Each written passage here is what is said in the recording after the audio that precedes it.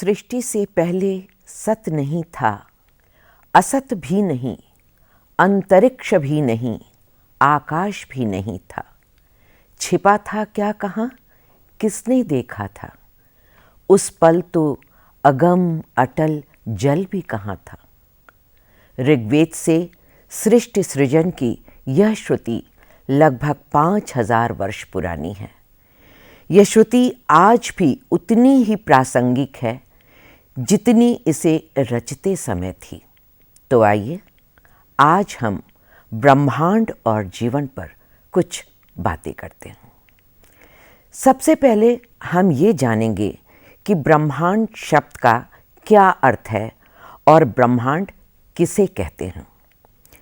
ब्रह्मांड का शब्द विन्यास किया जाए तो होगा ब्रह्म धन अंड। ब्रह्म का अर्थ होता है जीव और अंड का अंडा, अर्थात जीव का अंडा। हमारा ब्रह्मांड जीव के अंडे जैसा है। मनुस्मृति आदि के अनुसार अंडाकार भुवनकोश, जिससे पितामह ब्रह्मा की उत्पत्ति हुई। अतः ब्रह्मांड वो है जिसका स्वरूप जीव के अंडे के समान है, जिसकी परिधि एक ठोस तत्व से निर्मित है तथा जिसके अंतरिक्ष क्षेत्र के संपूर्ण ग्रह, उपग्रह, तारे आदि स्थित हैं। इसके अतिरिक्त क्षेत्र को हम जगत, संसार, विश्व, सृष्टि आदि के नाम से जानते हैं। इस प्रकार हम जिस पृथ्वी, आकाश और जिस परिवेश में सांस लेते हैं वह हमारा ब्रह्मांड है। ब्रह्मांड को अंग्रेजी में यूनिवर्स कहते हैं। ब्रह्मांड यानी संपूर्ण विश्व। ब्रह्मांड के अंतर्गत सभी आकाशीय पिंडों, उल्काओं तथा समस्त सौर परिवार यानी सूर्य, चंद्र, पृथ्वी आदि का अध्ययन किया जाता है। इस प्रकार ब्रह्मांड उस अनंत आकाश को कहते हैं जिसमें अनंत तारे, चंद्रमा एवं अन्य आकाशीय पिंड स्थित हैं। आधुनिक विचारधारा के अनुसार ब्रह्मांड के दो भाग हैं, एक वायुमंडल और दूसरा अंतरिक्ष। वायुमंडल की ऊंचाई 300 से 1000 किलोमीटर मानी जाती है और अंतरिक्ष पृथ्वी के वायुमंडल के बाद का भाग है। पृथ्वी को छोड़ सभी ग्रह, तारे, चंद्रमा व आकाशीय पिंड अंतरिक्ष के अंतर्गत आते हैं। ब्रह्मांड संबंधी विज्ञान को ब्रह्मांडकीय कहते हैं। इसके अंतर्गत ग्रहों व तारों का अध्ययन करते हैं। इनका संबंध ज्यामिति एवं खगोलीय अध्ययन से रहा है। समय के साथ साथ अंतरिक्ष का अध्ययन, ब्रह्मांड की उत्पत्ति और विकास की जिज्ञासाएं, तारों की जीवन गाथा, आकाश गंगाओं के रहस्य, धूमकेतुओं की यात्राएं जैसे अनेक जटिल एवं सम्मोहक विषय जुड़ते गए तथा इसे समृद्ध भी बनाते गए। आज ब्रह्मांडकीय का क्षेत्र अत्यंत व्यापक है।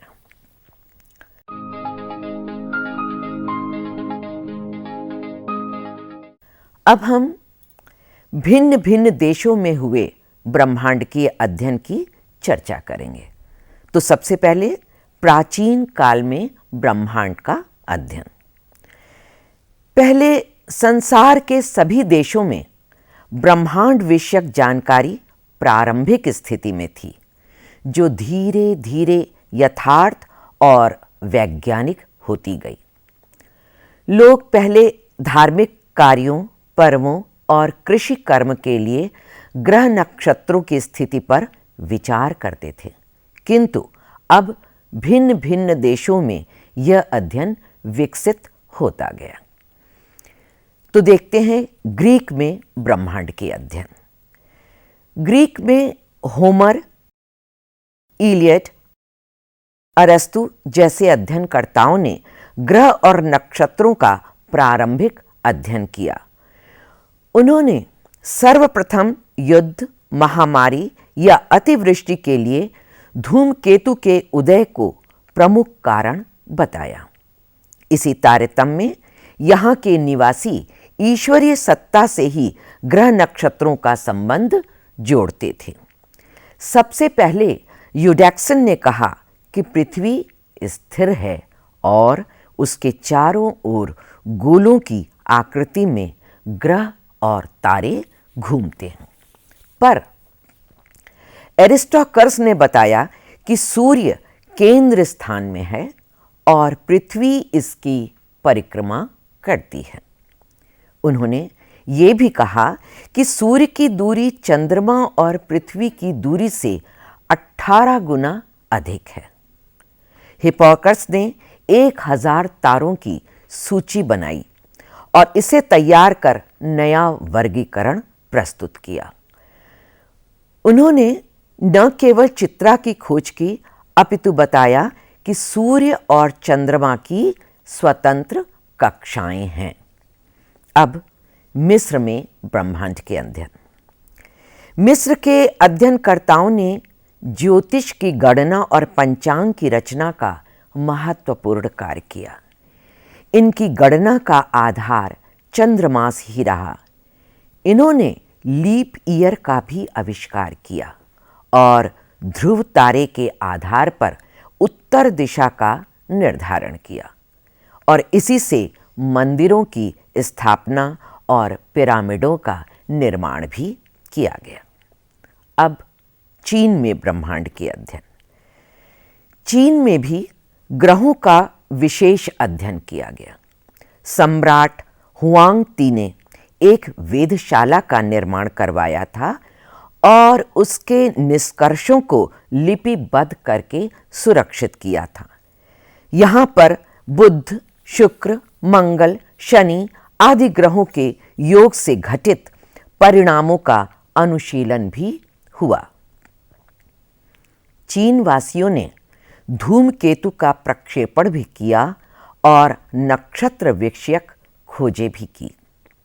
अब भारत में ब्रह्मांड के अध्ययन। हमारे यहाँ वेदों में ऋतुओं और नक्षत्रों का उल्लेख मिलता है। यजुर्वेद में 28 नक्षत्र गिनाए गए हैं। पराशर, गौतम और वशिष्ठ ज्योतिष विज्ञानी थे। वामदेव ने बृहस्पति का और वेन ने शुक्र ग्रह का पता लगाया। भारतीय अध्येताओं ने ब्रह्मांड के 3 भाग माने: पृथ्वी, अंतरिक्ष और द्यौ। पृथ्वी और द्यौ के बीच का भाग अंतरिक्ष है। पृथ्वी के चारों ओर चंद्र, बुध, शुक्र, मंगल, बृहस्पति और शनि घूम रहे हैं। पृथ्वी गोल है और इसके चारों ओर वायु है। वैदिक ऋषियों ने यह ज्ञान प्राप्त कर लिया था कि चंद्रमा सूर्य के प्रकाश से चमकता है। बाद में आर्यभट्ट, वराहमिहिर, ब्रह्मगुप्त और भास्कराचार्य ने अपने ग्रंथों में ग्रहों की स्थितियों, उनकी गति और परस्पर आकर्षण के सिद्धांतों की गणितीय विवेचना की। गुप्त काल के प्रख्यात खगोल शास्त्री आर्यभट्ट थे। उन्होंने यह मान्यता दी कि पृथ्वी गेंद की तरह गोल है और ग्रहण लगने के कारणों की वैज्ञानिक व्याख्या प्रस्तुत की। उन्होंने ये भी कहा कि पृथ्वी स्थिर नहीं है बल्कि अपनी धुरी पर पश्चिम से पूर्व की ओर घूमती है। इसके अतिरिक्त इटली, जर्मनी, फ्रांस, इंग्लैंड आदि देशों में भी ब्रह्मांड संबंधी व्यापक अध्ययन हुए। केपलर, गैलीलियो और न्यूटन जैसे अध्येताओं ने कई अवधारणाओं और नियमों को सूत्रबद्ध किया।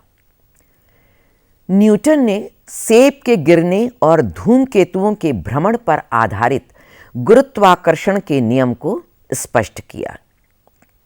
तो ये था भिन्न भिन्न देशों में हुए ब्रह्मांडकीय अध्ययन।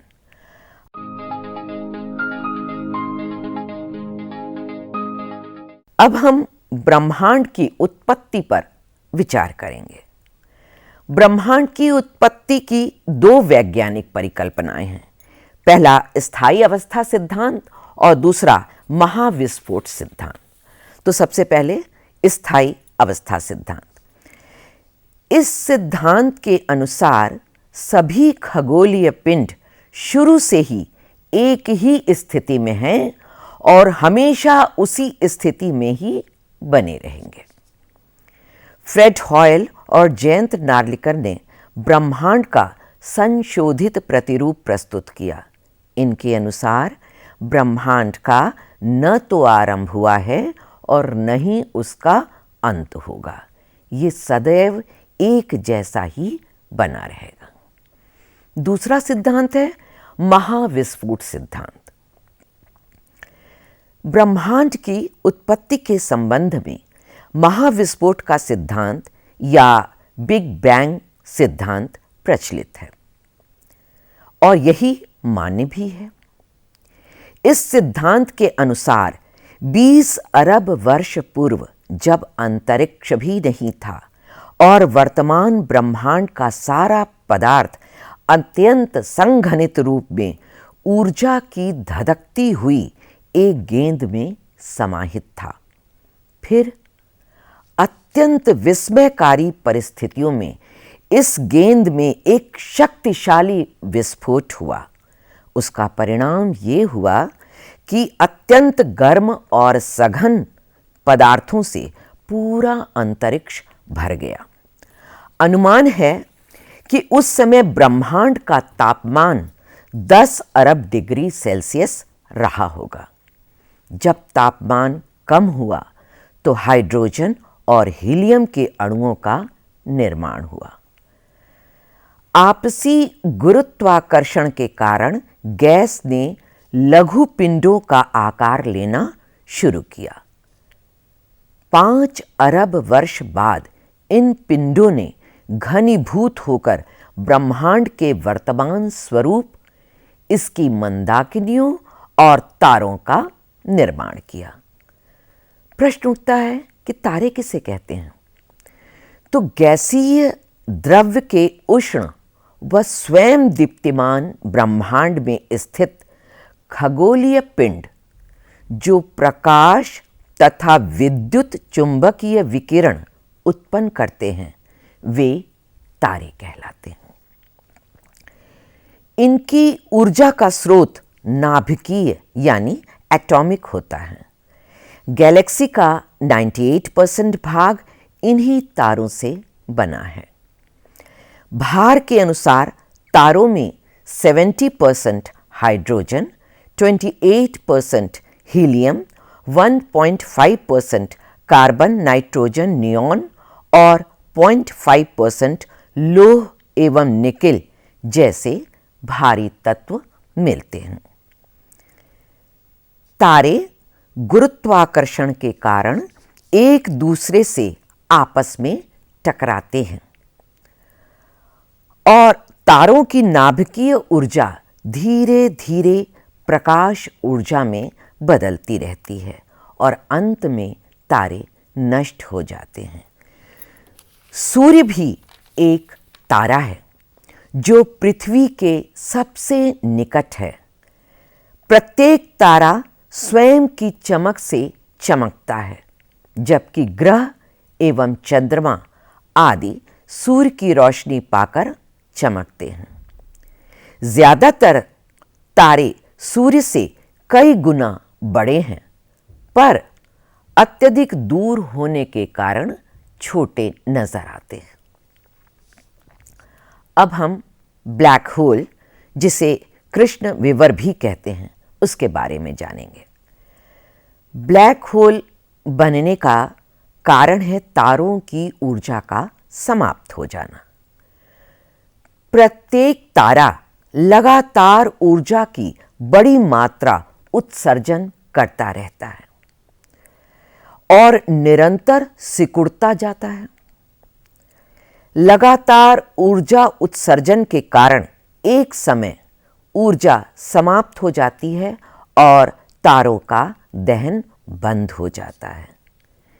धीरे धीरे ठंडा होकर पहले एक श्वेत छोटे पिंड में और अंत में या आंखों से न दिखने वाले ब्लैक होल या कृष्ण विवर में बदल जाता है। तो ये था ब्लैक होल। अब तारामंडल। आकाश के निश्चित क्षेत्र में स्थित तारों का झुंड जो किसी विशेष आकृति की बाह्य रूपरेखा को स्पष्ट करता है वो तारामंडल कहलाता है। ये भौतिक रूप से एक दूसरे से अलग हैं, किंतु इनमें गहरा संबंध है। सप्तर्षि तारा। सप्तर्षि तारों का नाम भारत के ऋषियों के नाम पर है, जो इस प्रकार है: कश्यप, भारद्वाज, अत्रि, विश्वामित्र, गौतम, वशिष्ठ और जमदग्नि। ग्रीक ग्रंथों के अनुसार इनके नाम हैं alpha, beta, gamma, delta, epsilon, एटा और जेटा। अब ध्रुव तारा। यह वह तारा है जो हमेशा उत्तर दिशा में चमकता है। यह किसी भी स्थान पर दिशा व ऊंचाई ज्ञात करने के लिए काम आता है। यह लिटिल बियर या अर्सा माइनर तारा समूह का एक सदस्य है। गैलेक्सी। तारों का ऐसा समूह जो धुंधला सा दिखाई देता है तथा जो तारा निर्माण प्रक्रिया की प्रारंभिक गैस पुंज है, वह गैलेक्सी कहलाता है। अरबों वर्ष आयु वाली आकाश गंगाओं को आकाश गंगा न कहकर गैलेक्सी या दीर्घिका कहते हैं। संपूर्ण सौर मंडल करोड़ों गैलेक्सी का बना होता है। अमेरिका के खगोल शास्त्रियों ने 10 नई गैलेक्सी की खोज की है। आकाश गंगा। हमारी आकाश गंगा भी एक गैलेक्सी ही है। रात में आकाश में एक क्षितिज से दूसरे क्षितिज तक दिखने वाली चौड़ी चमकीली पट्टी जो पृथ्वी से नदी के समान आकाश में दीप्तिमान पट्टी के समान दिखाई पड़ती है, वह आकाश गंगा कहलाती है। आकाश गंगा में लगभग 1 खरब तारे हैं। हमारा सौर परिवार आकाश गंगा का सदस्य है।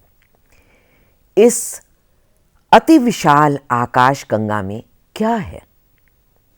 इसमें है भिन्न भिन्न प्रकार के तारे, असंख्य तारों का समूह, प्रचंड वेग के बादल, हाइड्रोजन गैस के बादल, धूल के कण, अंतरतर्कीय द्रव्य, गोलाकार तारों का गुच्छा आदि। आकाश गंगा में 1 अरब तारे ऐसे हैं जिनका वर्गीकरण रंग के आधारों पर, तापमान के आधार पर और चमक के आधार पर किया जाता है। रंगों में लाल, पीले, नीले और श्वेत तारे हैं। इस तरह महाविस्फोट अर्थात बिग बैंग 1 सिद्धांत के आधार पर विराट ब्रह्मांड का निर्माण और विस्तार हुआ। अब बिग बैंग 2 के महाप्रयोग से नई नई खोजों के परिणाम संसारवासियों के समक्ष आएंगे, क्योंकि ब्रह्मांड की कथा सूक्ष्म से सूक्ष्म और विराट से विराट है।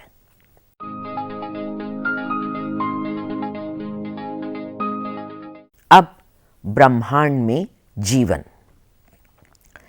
संपूर्ण ब्रह्मांड में पृथ्वी ही एकमात्र ऐसा ग्रह है जिसमें जीवन पाया जाता है। पृथ्वी के आयु का आकलन हिंदू ऋषि मुनियों ने ज्योतिष गणना के आधार पर किया था। जिसका विस्तृत वर्णन हमारे वैदिक तथा पौराणिक ग्रंथों में दिया गया है। इस गणना के अनुसार 360 दिन का समय एक मानव वर्ष निर्धारित किया गया था। 360 मानव वर्ष का एक दैव वर्ष माना गया तथा 4800 दैव वर्ष का समय एक युग माना गया। 4 युग का समय एक महायुग मानकर संपूर्ण सृष्टि की अवधि निर्धारित की गई। इस गणना के आधार पर पृथ्वी की आयु 1,98 करोड़ के लगभग माना गया था, किंतु वैज्ञानिक गणना के अनुसार पृथ्वी की आयु 5 अरब वर्ष मानी गई है। इस पृथ्वी पर मानव जीवन का विकास लगभग 15 लाख वर्ष पूर्व हुआ था। वेदों और पुराणों के अनुसार ब्रह्मा ने इस सृष्टि की रचना की थी। प्राचीन यूनानी धारणा के अनुसार जीवन बाह्य अंतरिक्ष से बीजाणुओं के रूप में पृथ्वी पर आया। ताप और नमी के अनुकूल परिस्थितियों में इन बीजाणुओं ने प्रथम जीवन को जन्म दिया। एक प्राचीन मान्यता यह है कि जीवन अपने विभिन्न रूपों में ईश्वरीय आदेश से एकाएक उत्पन्न हो गया। यह तब तक चलता रहेगा जब तक यह संसार समाप्त नहीं हो जाता। विभिन्न वैज्ञानिकों की अलग अलग मान्यताएं हैं। मिस्र के वैज्ञानिक स्वीकारते हैं कि जीव स्वतः जनन की विधि से उत्पन्न होते हैं, पर फ्रांस के वैज्ञानिक लुई पाश्चर ने प्रतिपादित किया कि जीवन से ही जीवन की उत्पत्ति होती है। ब्रिटेन के जीव वैज्ञानिक हेल्डन और रूसी जीव विज्ञानी ओपेरिन दोनों ने बताया कि जीवन जड़ पदार्थों के कार्बनिक अणुओं से उपजा है। आज से 5 अरब वर्ष पूर्व जब पृथ्वी सूर्य से अलग हुई थी, तब उसमें विभिन्न तत्व वाष्प अवस्था में थे। पृथ्वी के ठंडे होने पर लोहे, निकेल आदि पृथ्वी के केंद्र भाग में चले गए तथा हाइड्रोजन, ऑक्सीजन, कार्बन डाइऑक्साइड से वायुमंडल निर्मित हुआ। वाष्पपुंजों से बने बादलों से अनवरत वर्षा हुई और पृथ्वी ठंडी हो गई। उस पर पर्वतों, नदियों और सागरों का निर्माण हुआ। खनिज लवण घुलकर समुद्र में पहुंचे और यौगिक रासायनिक संश्लेषण से समुद्र में प्रथम जीव का निर्माण हुआ और फिर जीव कोशों से सारे संसार के जीव जंतुओं का विकास हुआ। पहले एक कोशीय जीव और उनके मिलने से संयुक्त कोशीय जीव निर्मित हुए। जीवों में होने वाला परिवर्तन जैव विकास कहलाता है। जैव विकास धीमी गति से होने वाला क्रमिक परिवर्तन है जो पूर्व काल से चला आ रहा है और निरंतर जारी है। प्राकृतिक विकासवाद की समुचित व्याख्या चार्ल्स डार्विन ने की। उनके सिद्धांत को प्राकृतिक वर्णवाद के नाम से जाना जाता है। डार्विन ने प्रमाणित किया कि जीवधारियों में संतानोत्पत्ति की स्वाभाविक इच्छा तथा अपार क्षमता होती है, पर प्रकृति उन्हें बराबर नियंत्रित करती रहती है ताकि संख्या का संतुलन सदैव बना रहे। प्रकृति में विभिन्न जीवों की संख्या में संतुलन के लिए जीवन संघर्ष चलता रहता है। यह जीवन संघर्ष भी 3 प्रकार का होता है। एक अंतर्जातीय, दूसरा आंतरजातीय और तीसरा पर्यावरणीय।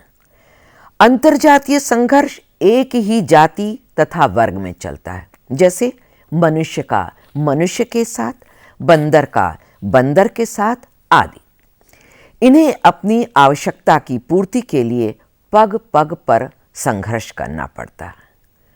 और आंतरजातीय संघर्ष भिन्न भिन्न जातियों या वर्गों के जीवों में होता है, जैसे सांप और नेवले के बीच में या बिल्ली और चूहे के बीच में।